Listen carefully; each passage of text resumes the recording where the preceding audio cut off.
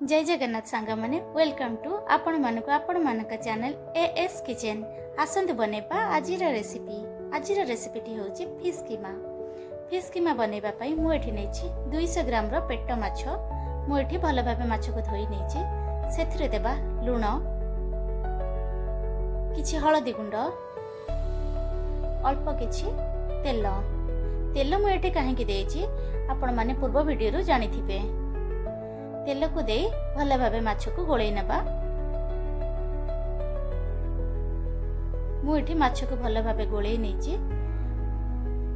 तापरे gas on करि नबा। बसै नबा गोटे कढ़ाई भल भाबे गरम होला परे सेथिरे देई देबा किछि सोरिष तेल को देला परे तेल को भल भाबे गरम होबा को देबा। तेल गरम हे गला परे गोळै रखिथिबा माछ सब को एठी देई देबा। माछ सब को दे एपट सेपट करी हल्का भाजी नेबे। हल्का भाजीबा द्वारा माछ कीमार टेस्ट बहुत भलो आसी थाए। जम्मा कड़ा करी भाजीबेनी, ता द्वारा माछ कीमार टेस्ट खराब हो जाई थाए। देखंतु एई परि भाबे माछ को भाजी नेबे। और एठी माछटी हेई जाईची काढी नबा गोटे जागा को। सब माछ को गोटे जागा को बाहर करि नेला परे सेम सेई तेल रे आउ किछि तेल दे ताकू गरम होबा को दबा। तेलटी गरम हो गला परे सेथिरे दे देबा किछि जीरा को भलो भाबे फुटिबा को दबा। सेथिरे दे देबा फाइनली चॉप कर रखिथिबा पियाज। माछ कीमारे अधिक पियाज लागि थाए। पियाज को आपे गोल्डन कलर हबा जाय भाजी नबा।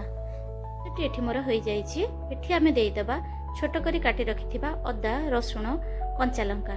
ताकू भी पियाज सहित भलो भाबे मिसै नबा। पियाज सहित मसलाटी मिसी जिबा परे दे देबा काटी रखिथिबा टमाटो। एको भी फाइनली चॉप करी नै थिबे। ता द्वारा माछ कीमारे बहुत भलो टेस्ट आसी थाए। मने रखिबे माछ कीमारे कोनोसी बटा मसला देबेनी। हमें दे देबा स्वाद अनुसार लूण, किछि हळदी गुंड। हळदी आ लूण को मसला सहित भलो भाबे कसी नबा।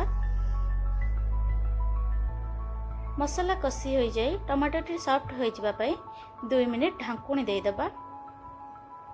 चलंतु ढांकुणी खोली चेक करिबा मसलाटी हमर हेछि कि नै। देखंतु मसलाटी एठी मोर पाखा पाखी हेई जाईछि। आउ 2 मिनिट कसी नबा। ता मझिरे बाछि नबा माछरो सब कंटा काढी दबा। देखंतु मोर एठी माछरो सब कंटा अलगा हेई जाईछि। एपटे हमर मसलाटा भी कसी हेई जाईछि। सेथिरे देई दबा माछ सब माछ को एई परि भाबे भांगी नेबे। ता देर देई दबा किछि फिश मसाला आउ ताको भलो भाबे गोळै नबा। माछ टिके नरम होबा पय टिके पानी देई दबा। पानी देके ताको भलो भाबे गोळै नबा। गोळै नेला परे माछ नरम हे जिबा पय 2 मिनिट ढांकी दबा। चलंतु ढांकुणी खोली चेक करिबा। माछटी हमर हेई आसीछि। ताकू हमें आउ टिके गोळै नबा। देखंतु माछ कीमा को जते भलरे गोळैबे बा कसिबे माछ कीमार सेते भलो टेस्ट आसी थाए। देखंतु मोर एठी माछ कीमाटी पाखा पाखी हेई जाईछि। मु एठी देई देबी आउ किछि पानी। मोर माछ कीमा पय मते एतिकी पानी दरकार। जदि आपन को आउ दरकार देई परिबे, किंतु माछ कीमारे बेसी पानी लागि न थाए। एठी हमें देई देबा गरम मसला। ताको भलो से गोळै नबा। देखो माछ कीमाटी मोर एठी प्रस्तुत हो जाइछि। आउ 2 मिनिट ताको छाड़ी देबा। गैस टी को बंद कर देबा। देखो मोर माछ कीमा पूरा रेडी हो जाइछि। आसंतु सर्व करि नबा। देखंतु माछ कीमाटी बहुत सुंदर देखा जाउछि ना।